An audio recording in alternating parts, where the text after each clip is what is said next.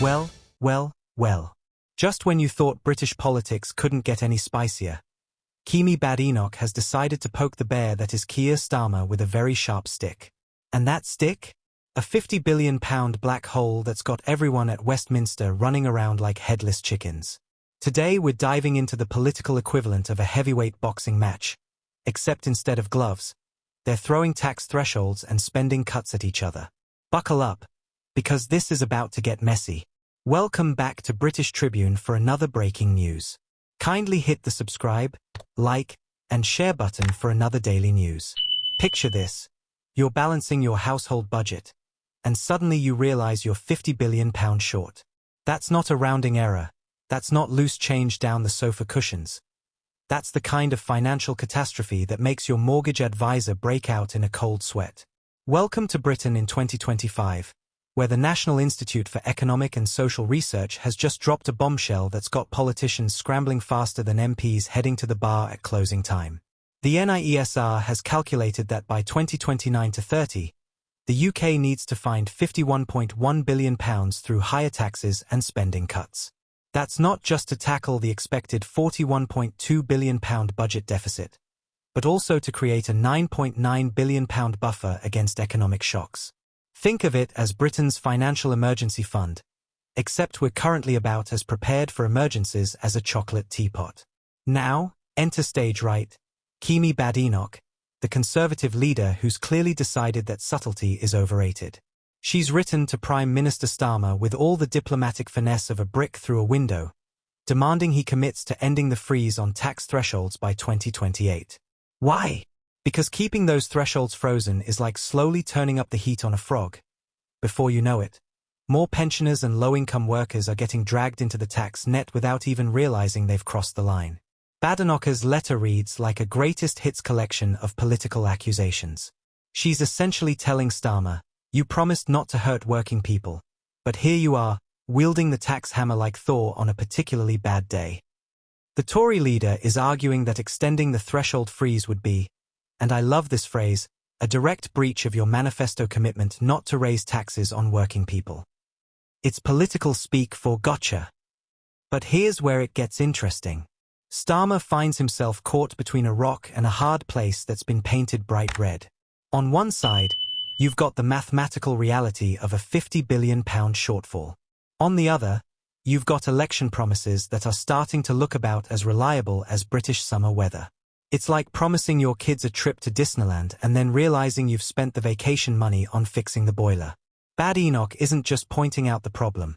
She's offering her own solution with the confidence of someone who's never actually had to implement it. Her approach? Cut spending, particularly welfare spending. It's the political equivalent of telling someone to lose weight by eating less. Technically correct, but about as popular as a parking ticket on Christmas morning. She argues that tax rises are a choice, but they are not the only option, which sounds reasonable until you start looking at what actually gets cut. The Conservative leader is painting a picture of fiscal responsibility that would make Margaret Thatcher proud. She's essentially saying, why tax people more when you can just spend less? It's beautifully simple. Except politics is never that simple. Cutting welfare spending sounds great in theory, but try explaining to someone who's just lost their benefits that it's all for the greater good of economic growth. Meanwhile, the Institute of Economic Affairs is backing Badenoch's play, with Tom Clufferty jumping in to support spending cuts over tax increases. He points out that public spending is already 44% of GDP and set to rise by £60 billion in real terms by 2029-30. His solution? Keep spending flat and pursue regulatory reforms. It's like suggesting we solve traffic congestion by building better roads. Logical, but easier said than done. But here's where Labour's response gets spicy. They're not taking this lying down, firing back with the political equivalent of you started it. The Labour spokesperson's response is a masterclass in deflection, essentially saying, don't lecture us about fiscal responsibility when you lot crashed the economy and left us with a £22 billion black hole. It's the political version of clean up your own mess before complaining about ours. The really fascinating part of this whole drama is how both sides are claiming to be the champions of working people. Badenoch says extending the tax threshold freeze hurts workers. Labour says they're boosting minimum wages and providing free school meals. It's like watching two people argue about who loves their children more while the house is on fire. What's really at stake here isn't just numbers on a spreadsheet. It's the fundamental question of what kind of country Britain wants to be. Do we want higher taxes and more public services, or lower taxes and reduced government spending? It's a choice that's been at the heart of British politics since time immemorial, except now it comes with a £50 billion price tag. The timing of this confrontation couldn't be more perfect for political drama.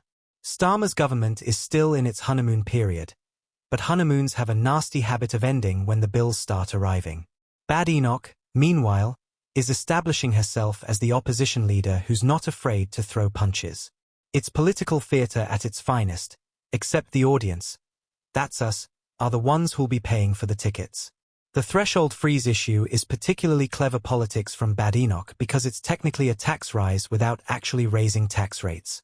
It's like inflation, silent but deadly to your wallet. As wages rise and thresholds stay frozen, more people automatically start paying tax or move into higher brackets. It's fiscal stealth mode, and Badenoch is calling it out like a political smoke alarm. What makes this even more delicious is the mathematical reality behind it all. The NIESR isn't some partisan think tank with an axe to grind. They're the spreadsheet warriors who deal in cold, hard numbers. When they say Britain needs £50 billion, they're not making political points. They're stating mathematical facts. It's like your accountant telling you that 2 + 2 = bankruptcy. The real question isn't whether Britain needs to find this money. The numbers don't lie. The question is how we're going to do it, and whether any politician has the courage to tell the truth about what that actually means. Badenoch is betting that Starmer will blink first, that he'll choose political expediency over fiscal reality. Starmer, meanwhile, is probably hoping that economic growth will magically solve everything, like a financial fairy godmother. But here's the thing about £50 billion black holes. They don't disappear just because you ignore them. They grow. They compound. They become the kind of problem that makes future politicians write strongly worded letters to their predecessors. This isn't just about Starmer versus Badenoch. It's about Britain versus basic arithmetic, and arithmetic always wins in the end. So there you have it, a political showdown that's part chess match, part demolition derby, and entirely British. Starmer's got promises to keep and bills to pay. Badenoch's got a target-rich environment and nothing to lose. The British public has got higher bills coming either way. And British Tribune? We've got front row seats to the greatest fiscal soap opera in Westminster history. What do you think? Should Starmer stick to his tax promises or face mathematical reality? Is Badenoch offering real solutions or just political point scoring? Drop your thoughts in the comments below, hit that subscribe button for more Westminster warfare, and ring that notification bell because trust me, this story is just getting started. The £50 billion question isn't going anywhere, and neither are we.